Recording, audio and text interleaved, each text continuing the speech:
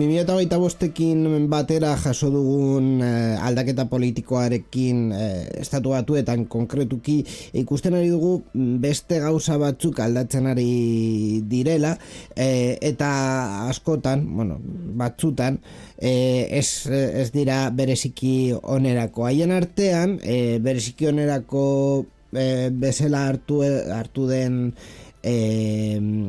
hartu ez den hobeto esan da aldaketa izan da Googleek bere gutegietan kendu dituela LGTBI arrotasuna, emakumearen hilabetera, historia beltzaren hilabetea edo herri indigenen hilabetea besteak beste. Ez da aldaketa oso nabarmena, azken finean Googleek berak jartzen dituen datak depende ze herrialdetan festiboak edo beste data batzuk ager daitezke, baino egia da ere nabarmena dela justu horrelako datak ezabatzea beste batzuk mantenduz. Gehienengoek hartu du hau ulertuz egoera politikoaren erantzuna dela. Googleek esan du ezetz, aldaketa hauek ja programatutak zeudela aldez aurretik, noiztik ez dute esan, hauteskundeen aurretik edo hauteskunde ondoren ez dute esan, baino dena den nabarmentzu da ikusteko aldaketa horiek teknologia arloan ere ze eragina duten.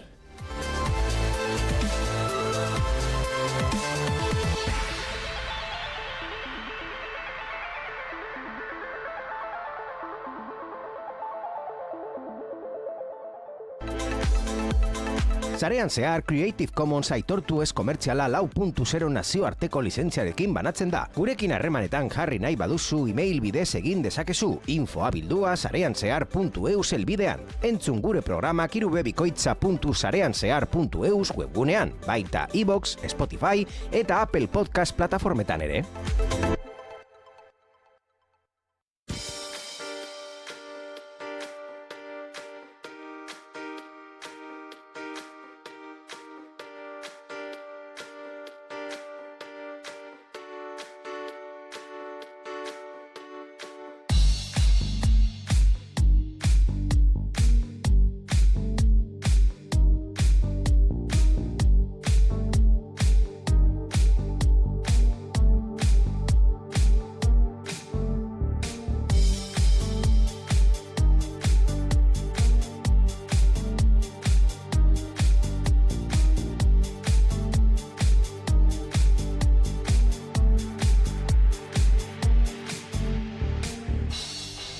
Eta komentatu dugunaz aparte, sarean zehar honetan beste berri teknologiko batzuk ditugu berrikusteko edo begiratzeko ze gertatu den eta gure iritzia emateko beti bezala.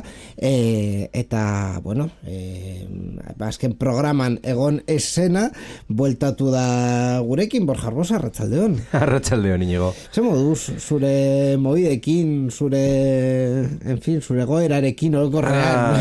Pizkanaka berreskuratzen dut osasuna, baina eske nahiko komplikatua da berreskuratzea. Bereziki jakinda nire alaba dagoela ikastola momentu enten bi urte terdirekin eta etortzen dela esango dut egunero agian ez, baina astero etortzen da zerbaitekin, orduan pizka bat abentura bat da jakitean nola esnatuko zaren urrengo egunean. Claro, zure kasuan, beste guztioen kasuan agian behin edo bitan hartzen duzu zerbait urtean zehar, zure kasuan da behin urtero izaten zen. Beitu nola zegoen. Beitu nola negoen, ni normalean gainera maiatzan apirilan, denbora pixka aldatzen zenean, zure gorputza, nabaritzen zuen momentu hortan pixka bat, baina hau da, zen nolako desberdintasuna.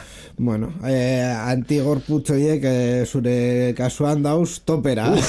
Bai, nire gorputza dago lan intensiboan, En fin, berri batzuk komentatu behar ditugu, baino ikusita nola dagoen movida, daukagun lehenengo berriarekin, gauza bat argitzea komenigarria dela pentsatzen dugu. Hemen sarean zearen badakizue teknologiari buruz hitz egiten dugula, normalean formatu oso argi batekin. Lehenengo berri bati buruz dauzkagun datuak ematen ditugu, eta gero gure iritzi pertsonala komentatzen dugu, batzutan beste elementu batzuk hartuta edo sartuta. Dena den, programa honetan esaten den guztia, hartu behar duzue gure iritzia bezala, eta informazio objektibo tekniko zehatza bilatzen ari baduzue, hau ez da komunikabidea. Zergatik esan behar dugu hau, Iñigo? Zergatik esan behar dugu hau? Tratutuko dugun kasua nahiko, polemikoa da, epaitegietan aktibitate asko daukana, eta gainera komunikabide askori afektatzen ari die, parte batek, bere zuzentzeko, bere zuzentzeko kapasitatea aurrera eramaten ari duelako. Kontua da, alde batetik. Kontua da, badakizue futbolesko liga beti polemika asko izan duela, zelaian, batez ere, partidu batean penalti bat ez zuetelako pitatu, rengo partiduan gol bat justu kendu zutelako Jokos Campos egoela, hortik aurrera, guztiok, genekien, futbolesko saleak, zina, polemika egongo zela, jardunaldi batean, eda bestean ez, baina bestean berriro. Gauza da, polemika zelaiatik kanpo gertatu dela, eta hori da gure kasuan berria dena, gu ez garelako kirolesko programa bat. Baina egia da baita ere, askotan edo batzutan hitz egiten dugula ikusentzunezkoei buruz eta batzutan ere ligako partidei buruz hitz egin dugu, eskuidei buruz eta kasu honetan hitz egin behar dugu blokeo batzuei buruz, kasu honetan la ligak egin sustatutako blokeo batzuk, Movistar eta O2 konkretuki polemikan sartu dituztenak. Hor dauzkazu datuak, Borja, orduan emai guzu. Zeri buruz den movida hau. Jadanik kontatu dugu uste dut pasaden programetan, ez dakit zeintzuk, baina kontatu dugula. Ni uste dut duela 2 urte kontatu genuela blokeo hauek gertatuko zirela eta nora zen mekanismoa, orduan, movida da, oraintxe bertan ze gertatzen ari den operagailu honekin, zerbitzu honekin eta la liga azken bolada honetan, esan dezakegu 2 edo 3 azken urteetan, estrategia nahiko agresibo bat hasi da pirateriaren kontra, edo beraiek konsideratzen duten bezala pirateria. Pizkat, ez gae orain dela 10-15 urte izan zuenarekin gogoratuz, hau da, beraiek juten dira epaitegietara, eskatzen dute hainbat IPren datuak operagailuei, esaten die, esan behar didazu nor dagoen IP hau honen atzean, zeren daukagu susmaketak beraiek partekatzen ari direla gure edukiak noski lizentziarekin gabe, eta hori da pirateria, eta hori zigortu behar da, eta hori guztia, ez? Eta baita ere kontatu dugu programa honetan nola dagoen momentu honetan lege zibila eta noski lege penala, eta ze motatako responsabilitatea daukate beraiek esan dutenak, baina baita ere legeak edo epaitegiak esaten dutenak azken erabiltzailearekin, esan dugu hainbat alditan azken erabiltzaileak, titular batzuk entzun, baina errealitate da ez daukatela inungo responsabilitaterik, ikusten badute pirateria, eduki pirata bat, eta horrelako beharrak edo horrelako delituak doaztela partekatzen dutenekin. Hau da, intermediario, horrelak bezala azpiegitura jartzen dutenak, edo seinalea hartu eta bestei, ja, saldu, diru sarrerak izaten dituztenak, edo batzutan ez presio baten truke, doainik ematen dute partekatzeagatik, hau da, porputear, edo... Hori da, azken finean, partidu honen seinalea ikustea ez da delitu bezala hartzen, baino partekatzea, bai, eta partekatze horren bide izatea baita. Horregatik beste gauza batzuen artean 2022an uztailean La Liga eta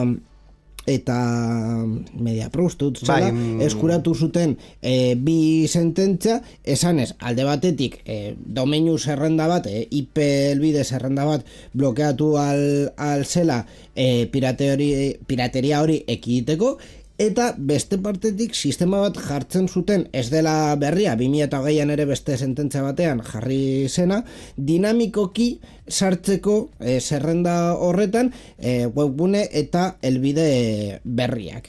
Eta nola astu inigo pasaden urtean bizi izan genuen kulebroia audientzia nazionalan.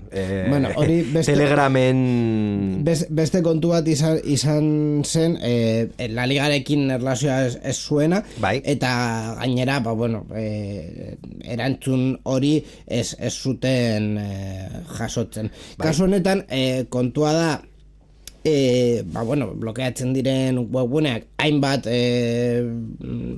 hornitzaileetan egon aldirela, bai. Orduan, sententzia horretan jarri zen mekanismoa zan La Ligak operagailuei, konkretuki Movistar, Vodafone, Orange, MásMóvil eta Digi bost hauei, esaten zirela zuzenean ze helbide blokeatu nahi zituzten, eta helbide horiek blokeatzen ziren, beti ere kontuan hartuta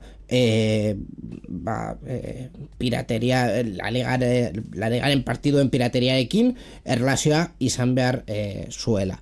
Hortik aurrera, ze izan dugu, kasu batzutan, konkretuki Movistarreko eta O2eko bezeroek nabaritu dutela momentu hauetan, partidak jokatzen ari diren momentu hauetan, etenaldiak izaten ari dituztela, konkretuki Cloudflare zerbitzuan dauden webgunetara sartzeko. Kontua da, Telefonika, IP blokeoietan dirudienez ez du oso selektibo egiten blokeoa, baizik eta nahiko blokeo zabala egiten ari duela.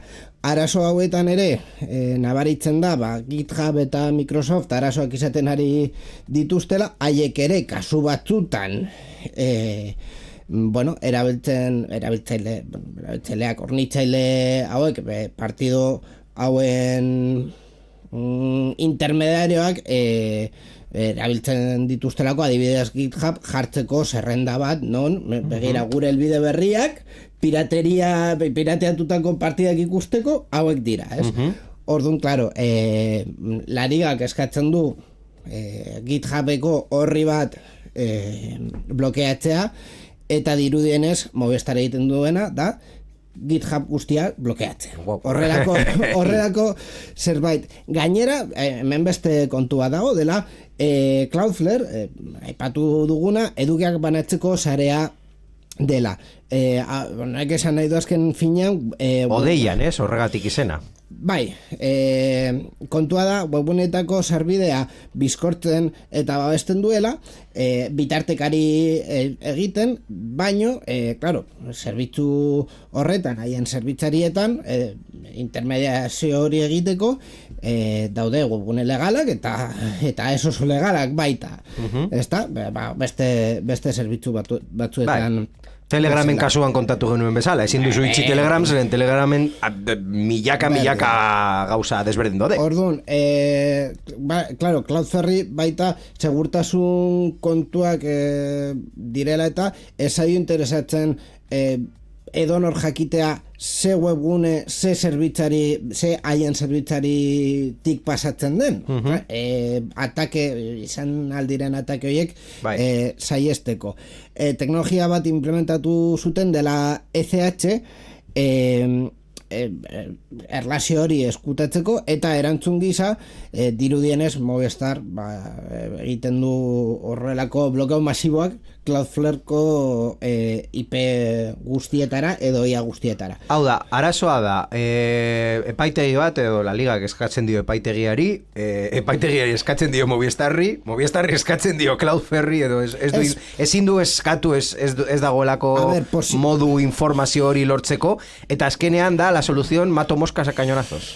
Bai, hori da arazoa. Claro, horretan asterisko batzuk. Hau da, parte batetik mekanismo automatiko bat ja dagoen sententza batean jarrita, Movistar, la ligak ez dio epaitegi bati ezer eskatzen.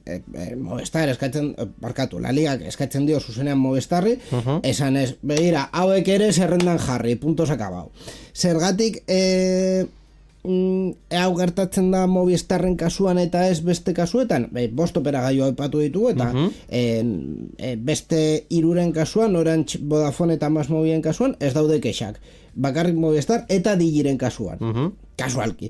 Orduan, zergatik beste hiru kasuetan ez daude kexarik, beste hiru kasuetan blokeatzen ari dituzterako bakarrik elbide konkretuak, URL konkretuak.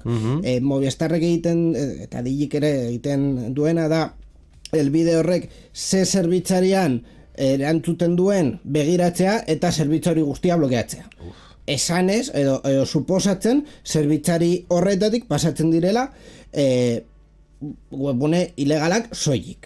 Orduan, claro, hor nahasketa bat dago. Azkenean, begiratzen baduzue, oso nahiko erraza da begiratzea interneten, ze helbidetan erantzuten duten ze webgune, orduan, kasu askotan ikusiko duzue, zerbitzari batean, egunak agian ez, baino nahiko webgune daudela, edo nahiko webgune pasatzen direla zerbitzari hoietatik, orduan, moskas cañonazos, efectivamente. Eta zergatik egiten dute hori, denbora aurrezteko?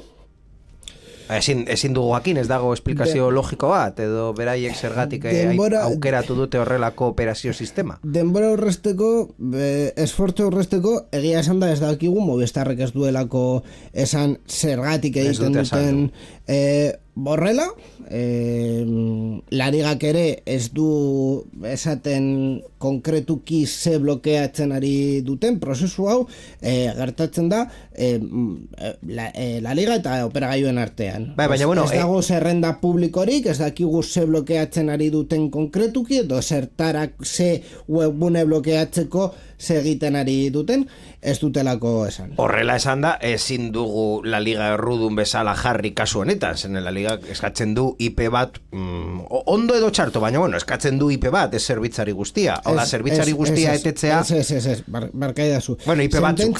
Sententzen jartzen dena, testualki da, webguneak eta domeinioak blokeatu aldirela. Orduan, claro, webguneak eta domeinioak suposatzen dugu dela irubebikoitza.partidopirata.eus. Ada, webgunea da hostina? Claro, ez dagoenez definizio teknikorik sententzia horietan, jarrita dagoena da domeinioak eta webguneak.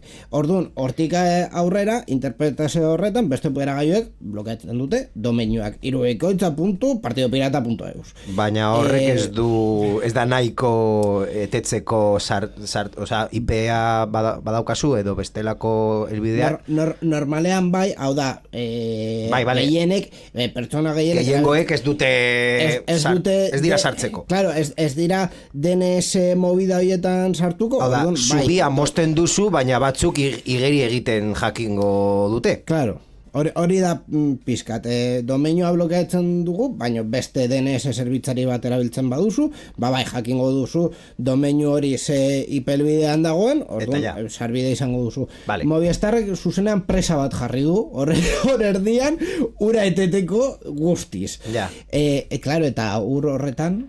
Ja, hortik murgiltzen ziren agian arraina, eta ez deukaten zer ikusirik honekin.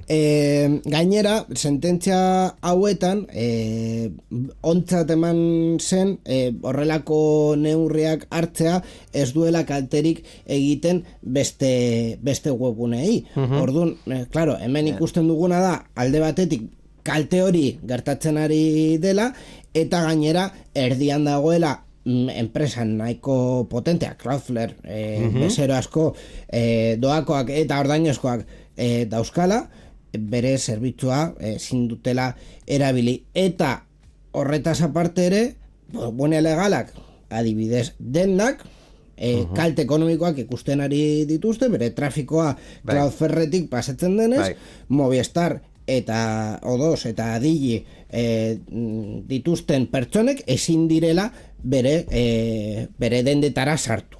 Orduan, hori izan leke indirekto, baina izan leke kalte ekonomikoa. Orduan, hor daukagu kontua. La Ligaren erantzukizuna zein izan leiken, kasu honetan, haiek kontu hau argitaratzekoan jarri direla honen sistema honen defentsan. Hau da, ez dute kritika izan leke bietara, bai? La Ligara eta Movistarrera. Azkenean, hori, esan dakoa, beste operagoioek ez dutelako horrela egiten. La Liga, alde batean ez du utzi eta egin dutena da blokeo hauek defendatzea esanez Cloudflare delitu batzuen bideratzaile edo esango dizu konkretuki hitza momentu honetan, baina bueno, erru pizka bat leporatzen diote, ez, Cloudflare. Esaten dute, testuarki Cloudflare legez kanpoko jarduerekin kolaboratzen ari direla, eta gainera sekulako zerrenda, prosimitismoa, prostituzioa, pornografia, falsifikazioa, horrelako, claro, orduan... Hori metarekin baita ere esan daiteke. Claro, hori akusazio oso gordina da, kontuan hartuta, zure erabiltzaileek, Cloudflaren erabiltzaileek, batzuk kontu ilegalak egiten ari dituztela, Zu azpiegitura ematen duzu eta agian ez daukazu hainbeste kontrol zure etxearen barruan zer gertatzen den murrizteko edo eteteko.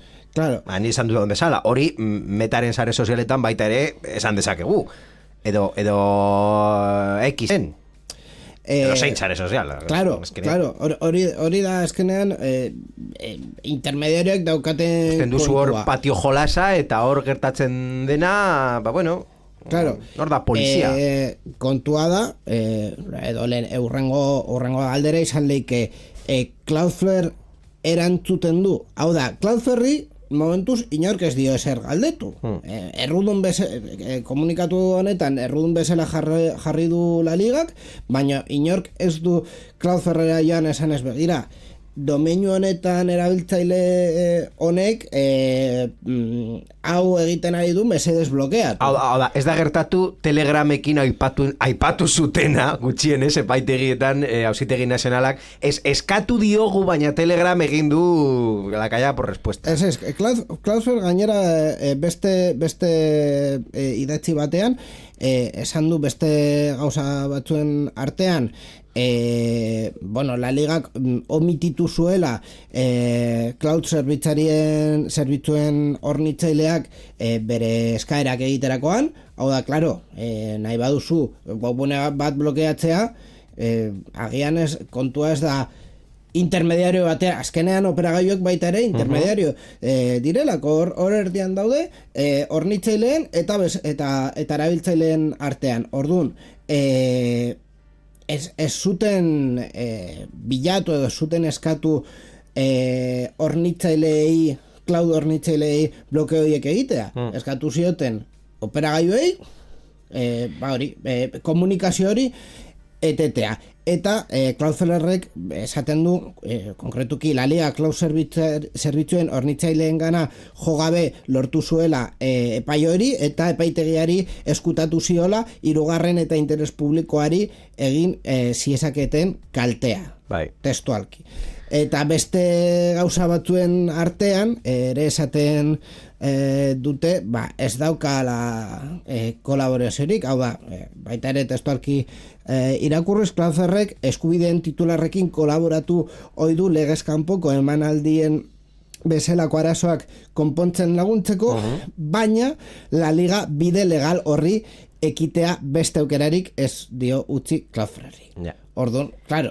Zein da arazoa, zenbat bitartekari egon behar dira web orrialde bat interneten egoteko? Asko. Osea, azkenean egin behar duena la Liga edo bezero eskubideak dauzkaten edozein pertsona eta bere bezero eskubideak noski defendatu nahi dituenak egin behar du kasi demanda kolektibo bat. Zenbat daude hor, eta zenbat egon daiteke, hau da, dago hornitzaile bat, noski interneteko zerbitzua, beste hornitzaile bat hostina jartzeko, beste bitartekari eta degen domeinua, desberdina bada, ez? Zenbat enpresa desberdinekin kontratatu behar du ni izateko nire web orrialdea martxan. Zerbitzaria? Pertsona de enpresa bezala webgune bat jarri nahi duena interneten, ez hainbeste. Normalean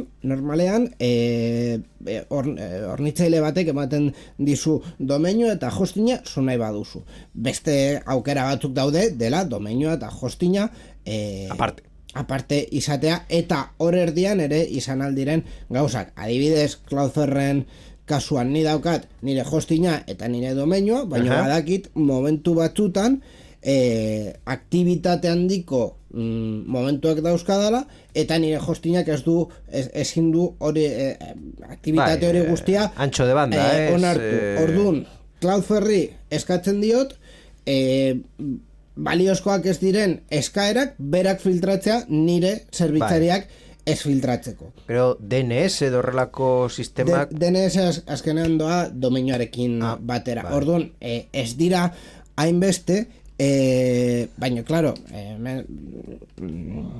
bitartean dauden beste aktore batzuk badaude ere, internetera sartzeko erabiltzaile pertsona fisikoek ezin dutelako internetera konektatuta jazta, behar dute enpresa bat interneteko konexio hori ematen duena. Orduan, hor beste aktore jartzen dugu. Dena den, legea beteta, teorian, claro, Espainiako teorian hau oso ondo funtzionatzen du, baina errealitatea ikusten dugu ez dela horrela. Webgune batean ondo egindako eta legea betetzen duen webgune batean identifikatzeko nor dagoen hor atzean eta izun bat jartzeko zure eskubideak urratzen ari direlako, bete behar da kontu bat dela informazio gizartearen zerbitzuen legea, eta horren arabera webgune horretan jarri behar du argi eta garbi nor den webgune horren kudeatzailea, jabea edo kudeatzailea. Bai, ohar legala. Orduan, horren kontra joan behar zara, normalean. Claro, eta baita ere domeinuak daukate juiz sistema. Hori pizka trampeatu dezakezu. Azken urteetan aldatu da juiz sistema anonimizatzen ari delako datu pertsonalen babesa bermatzeko. Gera gaitezen zure webgune modu legal batean izateko izan behar duzula ohar legal bat. Claro, gure eta ohar legal horietan identifikatu. Gure kasuan, adibidez, la ligakoek pentsatzen badute azken ordu erdian bere eskubidea partidak urratu ditugula, irubebikoitza.euskadigital.eu zen hor lege bat dago, eta hor argita garbi jartzen du gure webgunearen jabea dela elkarte bat. Ordun, claro, hori legea betetzen duen webgune batean. Legeaz badu betetzen, partidak ilegalki transmititzen badu. Normalean hor ez duzu aurkituko informazio asko. Claro, ordun, urrengo kontua izango da, zerbitzariaren hornitzailera joatea. Baino, normala den bezala, hainbat webgunetan, hainbat zerbitzari hornitzaile izan alditu. Ordun, la liga kasu honetan joan da por la vía rápida, es decir, operagailuei esaten diet trafikoa blokeatzea eta punto. Normalean edo guztiok ezagutzen genuen internetean duela 10 urte konexio egiten zela zuzenean erabiltzailetik operagailutik pasata, baino zerbitzarira ondo, puntutik puntura. Baina, claro, ez da puntutik puntura, baina hor erdian dauzen azpiegiturak normalean ez ziren hain partekatu. Orain bai, cloud zerbitzuekin hainbat erabiltzaile egon eta hainbat eduki egon daitezke zerbitzari berean. Ordun, hori da, azken finean, Cloudflare esaten duena, ez dela kontuan hartu kasu guzti hau epaitegietara eramateko. Cloudflare eskaera biek jasotzen baditu esan ez begira, hemen zure zerbitzarian, zure domeinioan, zure ez dakize kontu ilegalak egiten ari dira, blokeatu mesedez, erantzungo luke? Haiek esaten dute baietz.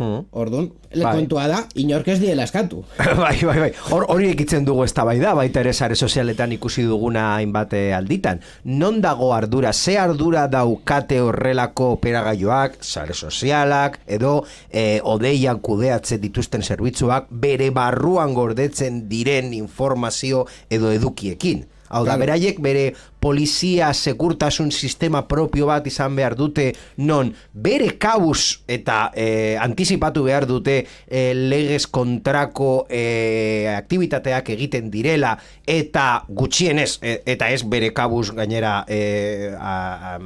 erantzun bat izatea, baina gutxienez komunikatu autoritateari, eta autoritateak bagian ematen dizu argi berdea, eta horrekin ja zure kabuz eta inor eskatu gabe egin dezakezu blokeoa. Horrelako sistema bat implantatu behar dugu, eta implantatu behar dugu claro. Mundu osoan, zeren azkenean interneta globala. Baina badago, esan nahi dizut, azkenean lehenengo zerbitzu... Telegram adibidez, gaztelera esan den bezala, pilak jarri ditu. Bai, kontu horretan, azken moladan. Horrela da, eta orokorrean... Eta bere fundatzailea gartzelan esan katzeko, Frantzian, baina bueno. Hori beste kontu, baina azken finean, horrelako zerbitzuetan, sinatzen dituzu kontratuetan, azkenean, zerbitzu bat emateko kontratu bat dagoelako, sinatzen dituzun kontratuetan, guztietan jartzen du hornitzaileak blokeatu aldizula edo zerbitzuak endo dizula gauza ilegalak egiten badituz bere zerbitzuekin. Baina hori jartzen du jarri behar duelako. Bai, baina aukera hori badaukate, eta Cloudflaren kasuan dirudienez, haiek esaten dute, haiek egiten dutela. Hau da, norbaitek esaten dienean por el típico formulario, oie, hemen zerbait ilegala egiten ari da, mesedez ikertu eta kendu, haiek esaten dute, erantzuten dutela. Ordun, baita ere suposatzen da enpresa guztiak daukate compliance sistema bat, non bere barruan agertzen bada delitu bat, edozein salatu dezake eta sistema internoak funtzionatuko, baina azkenean hori existitzen da teorian. Baina praktikan jarri behar da, hori al final zu simulakro bat bezala. Estintorea hor daukazu, baina ez duzu izute bat izan, ez dakizu funtzionatuko duen. Baina kontua da, azken finean, gutun ilegal bat, mehatxoekin mehatxoek dauzkan gutun bat bidaltzen badu norbaitek korreos itxi behar dugu? Ja. Hori da, horrelako... Es un poco matar al mensajero. Bai. Baina, azken finean hori da eztabaida. Eta hortik aurrera, La Ligak jarri du martxan, eta hau nire iritzia soilik da, horrelako acoso kanpaina bat, lehenengo esanez, Cloudflare, aktibitate ilegaletan laguntzen duela, laguntzea izan da, kolaboratzaile izatea, izan da adjetiboa, eta gainera esan dute, blokeo hauen kaltetu basarete, afectados cloudflare@laliga.es. Elbidera bidale. Guk defendatuko ditugu zuen eskubideak. Akoso baino gehiagian pizka bat presio egiten diote horrelako. Adjetibo asko erabili dezakegu. Nire ustez, beraiek egiten dutena da, presioa egin nahi dutelako, beraien estrategiaren barruan dagoelako, eta azkenean beren eskubideak, defendatzen dituztelako horrela, eta esanez, zu horrelako enpresa bat bazara, gure kontrako jarduerak egin aldituztela, hori salatuko dugu publikoki, eta pizka bat horrela lortuko dugu zu, Telegram ikusi dugun bezala, zu pila jartzea eta momentu hortik aurrera zure politika gure interesekin alineatzea. Lortzen badute, egia da ez dutela eser ilegala eskatzen, hau da, eskatzen dutena, esan dudan bezala, enpresa askori eskatu ahal diosuna, interneten, pilo bat, zure patioaren barruan polizia izatea. Eta ez esan ez, ni jarri dut hemen azpiegitura, baina egiten duena jendea nire azpiegiturarekin, ez da, edo baina, bueno. Claro, baina eske hori da baita ere, ez da irudi publikoan doa baita ere. Claro, eskatzen badiegu, hornitzaile hauei, bere sistema propioak izatea, kontu ilegalak ekideteko, baita ere aukera eman behar diogu, oiek martxan jartzeko, inork ez badio eskatu Cloudflare ezer, Cloudflare daukala sekulako azpegitura mundu osoan, ez daki Espainian garela una motita en el agua, ez daki Espainian aktibitate horiek gertatzen ari direla, proaktiboki egin behar dutela. Hori da eztabaida. Zuk poliziari ardura eskatzen diozu delitua ja egin denean? Edo suposatzen da polizia delitu bat eta gero hasi behar duela bere lana jakiteko zer gertatu den, edo begiratu behar du delitua ez gertatzeko? Praktikan, mundu honetan funtzionatzen dana da norbaitek delitua ikusten duenean, polizia deitzen du eta poliziak zerbait egiten du. Kasu honetan, berdin. Orduan, poliziak beti egin behar du gauzak a posteriori. Beti izan leike ezetz, baina normalean egiten den lan horretan reaktiboki izaten da.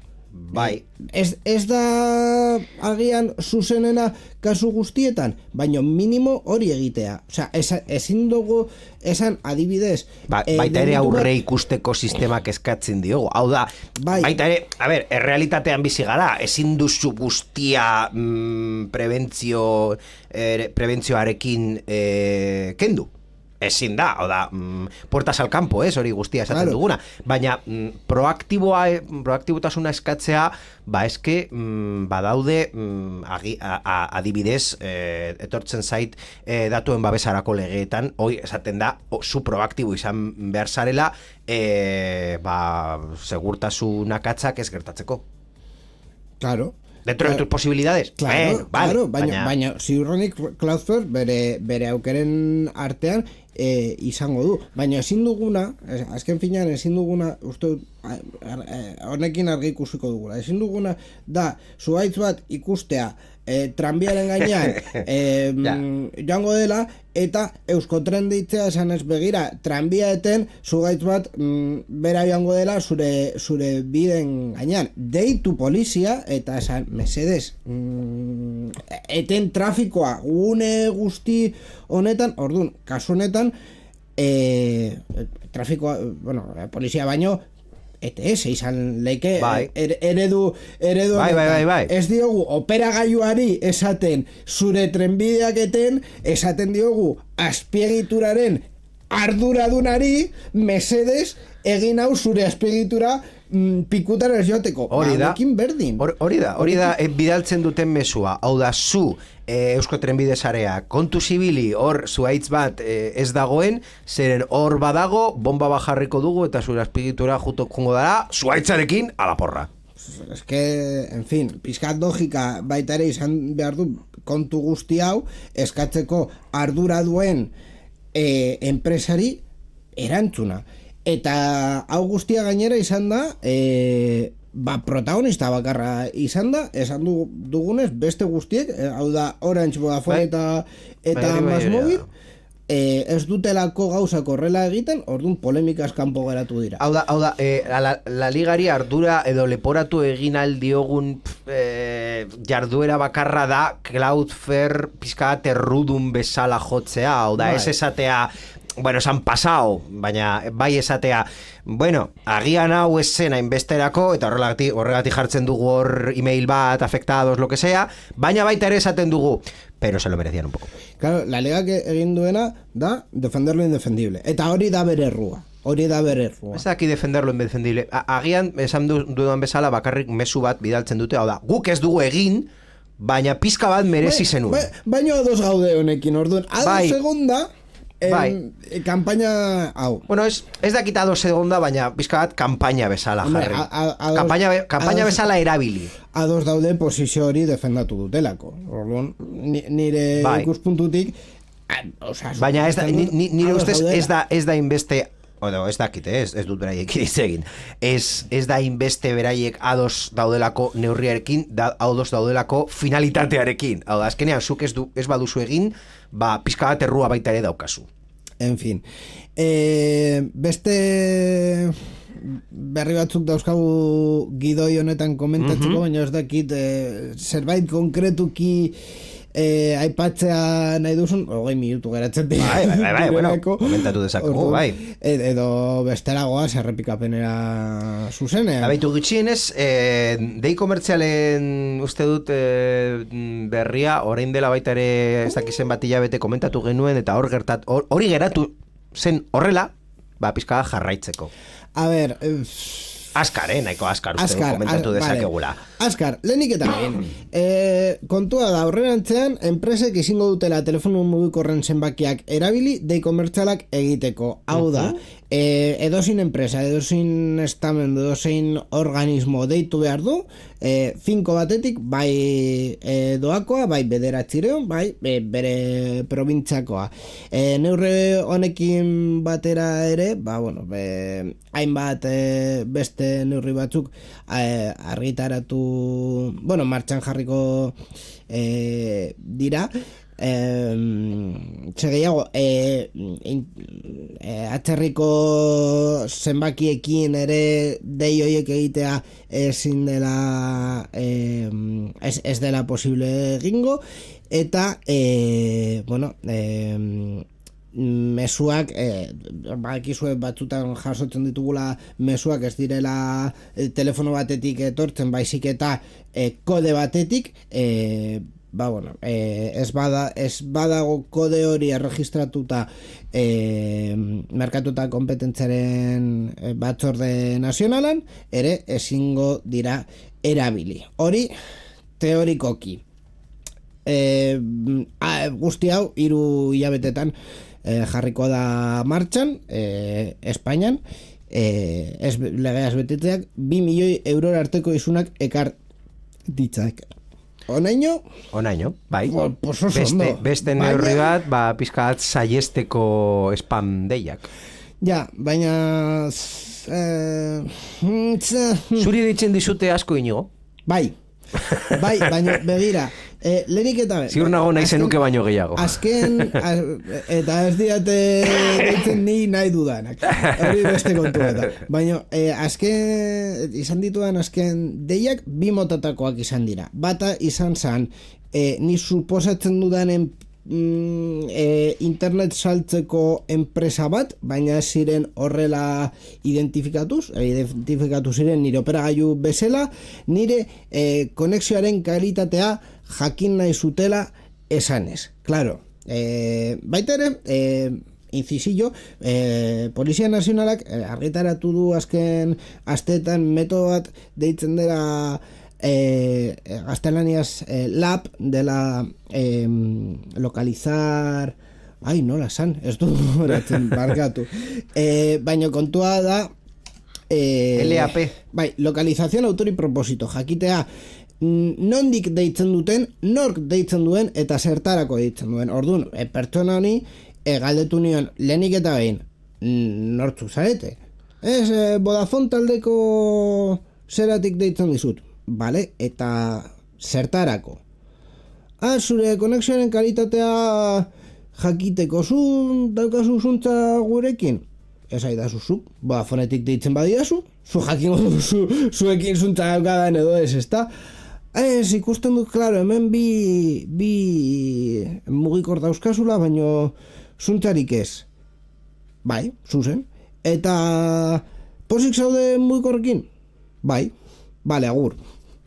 Eta hori, oso raro izan zen, ni susmatzen dudarako, pertsonanek saldu nahi zidala, edo saldu behar zidala, zerbait, baino, klaro, ikusita,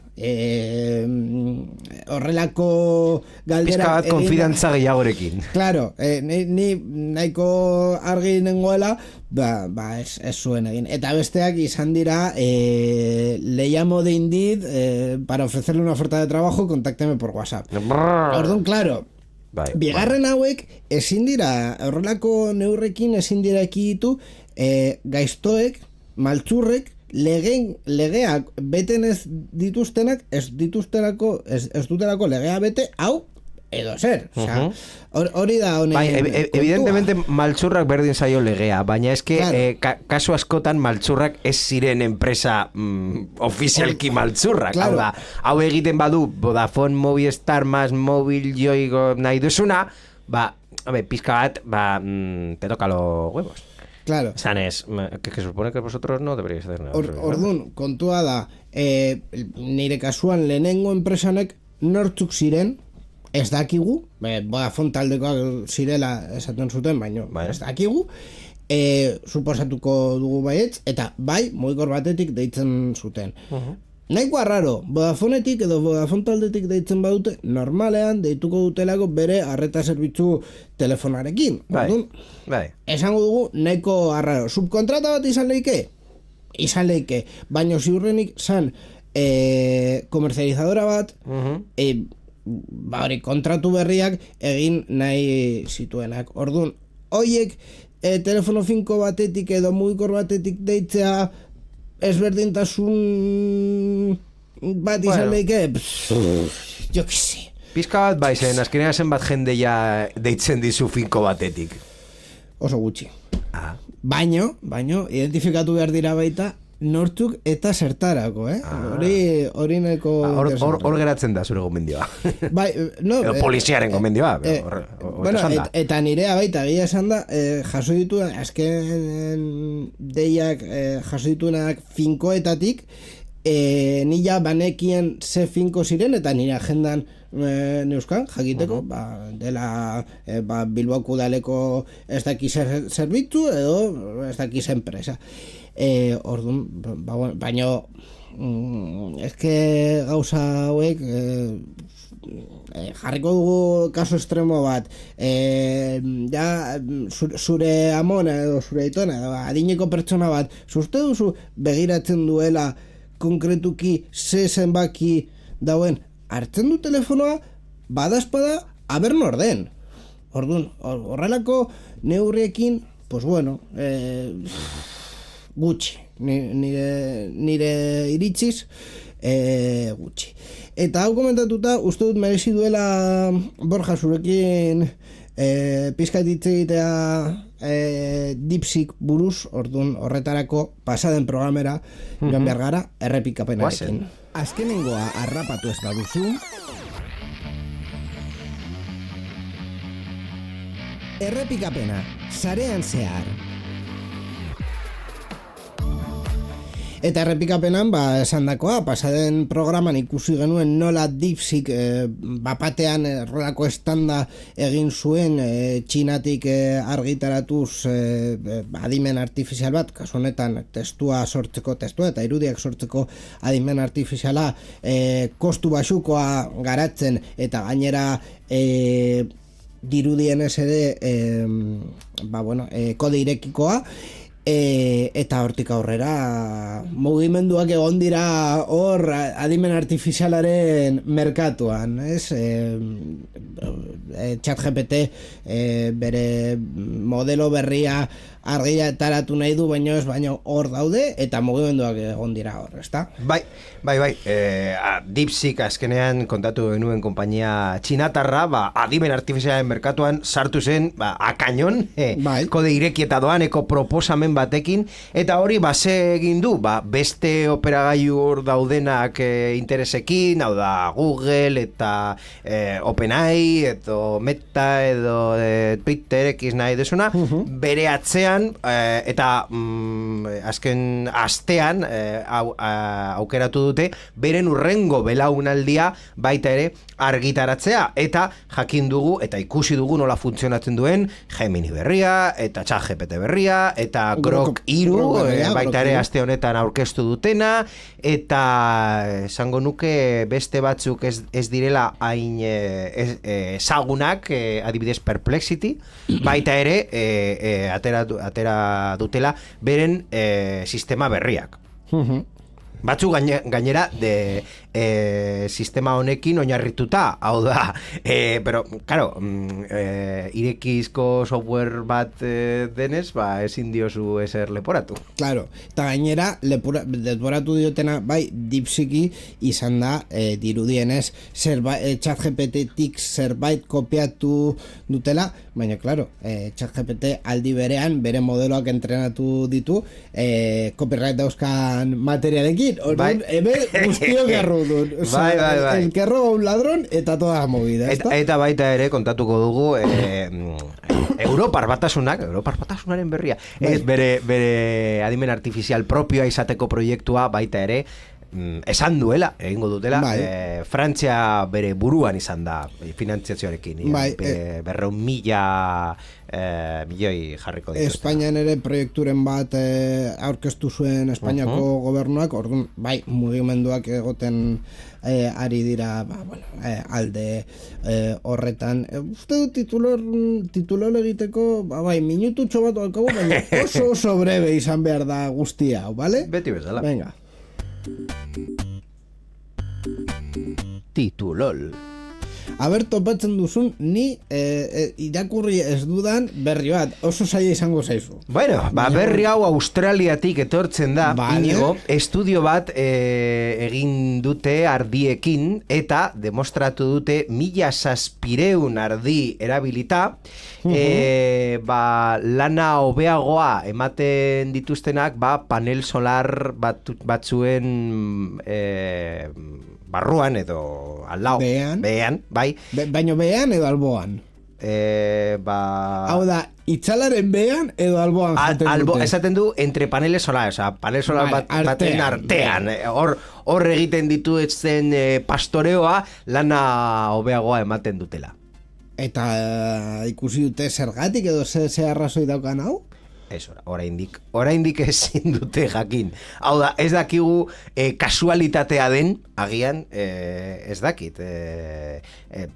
Panel solarren energia daukala horrelako efekto sekundario bat. Ni suposatzen dut izango dela panel hoiek ematen duten itzala aldi berean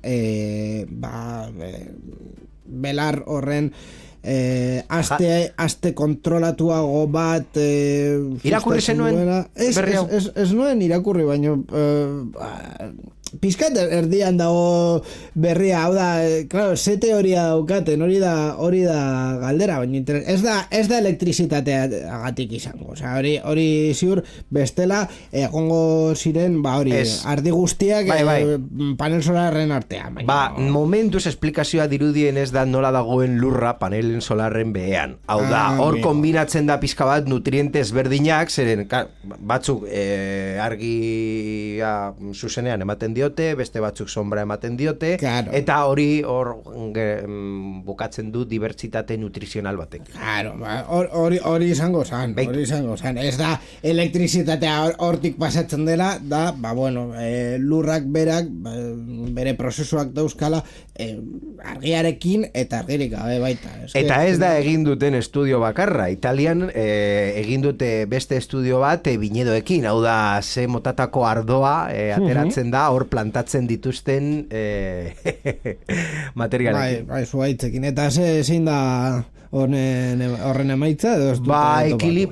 Oreka, gradu alkoholikoa eta hor ateratzen den produktuarekin esaten dute baita ere optimizatu dutela. Begira.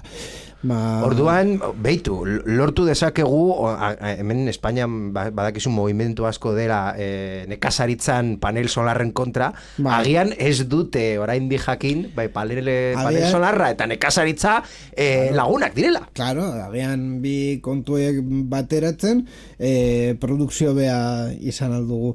Begiratuko dugu, estudioiek aurrera doazten, etorkizuna izan leiken edo ez?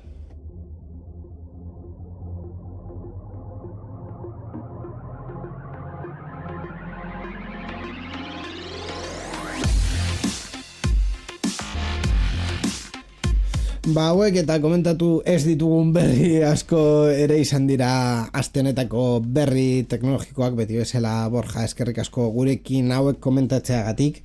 Eskerrik asko Inigo eta entzule guztioi urrengo programar arte. Eta eskerrik asko baita Mikel Carmonari berrikuspen teknikoan dagoena eta irratietan dauden emisio eta ekoizpen taldei. Joan baino lehen, kontutxo bat, eta onartuko dut Borja, argi, gure hipokresia. Egia da, hasieran komentatu dugula Googleek aldaketak egin duela bere egutegian zenbait data kentzeko, aldaketak egin ditugu eta entzun dituzue jingle hori aldatu dugula, pixkat eguneratzeko, Telegram ez dugulako hainbeste erabiltzen, baina batez ere Twitter kentzeko. Ditik, izan da, kontu politikoak, kontu politikoak. Twitter erditik kendu nahi genuen, eta Twitter ez aipatzea gehiago, Baina zuzen izan, Google ez ditu egun horiek kendu, baita bakarrik aipatu... bakarrik eskutatzen ditu. Gu ez dugu Twitter blokeatu, bakarrik eskutatzen dugu. Twittera kontua hor jarraitzen du. Aipatuko dugu. Eta ez dauka garrantzi berdina guk ez esatea, Google ez esatea baino. Hori egia da.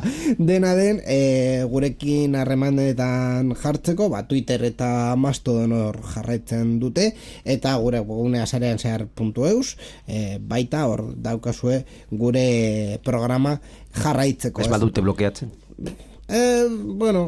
Ikusiko dugu urrengo asteetan Larigako burofax bat jasotzen badugun, eta jasotzen badugu errektifikazio eskubide hori emango diegu. Bai, noski, eman behar diogu.